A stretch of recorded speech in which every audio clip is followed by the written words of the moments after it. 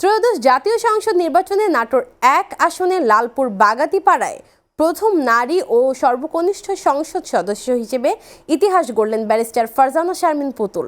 এবারের নির্বাচনে রাজশাহী বিভাগে একমাত্র বিজয়ী নারী প্রার্থী তিনি। দীর্ঘ ১৮ বছর পর বিএনপির হারানো আসনটি পুনরুদ্ধার করলেন পুতুল।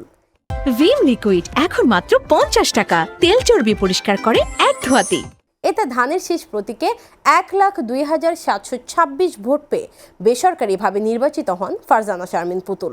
তার নিকটতম প্রতিদ্বন্দ্বী আবুল কালাম আজাদ দাঁড়িপাল্লা প্রতীক নিয়ে পেয়েছেন ৮৯,৪৩১ ভোট। বিএনপি সরকারের সাবেক যুব ও ক্রীড়া প্রতিমন্ত্রী মরহুম ফজলুর রহমান পটল ১৯৯১, ১৯৯৬ ও ২০০১ সালে এই আসন থেকে টানা ৪ বার সংসদ সদস্য নির্বাচিত হন। তবে ২০০৮ সালের নির্বাচনে আসনটি বিএনপির হাতছাড়া হয়। পরে ২০১৪, ২০১৮ ও ২০২৪ সালের নির্বাচনের প্রেক্ষাপটে দীর্ঘ ১৮ বছর এই আসনে বিএনপির জনপ্রতিনিধি ছিলেন না। বাবার মৃত্যুর পর সেই হারানো আসনটি পুনরুদ্ধার করলেন পুতুল।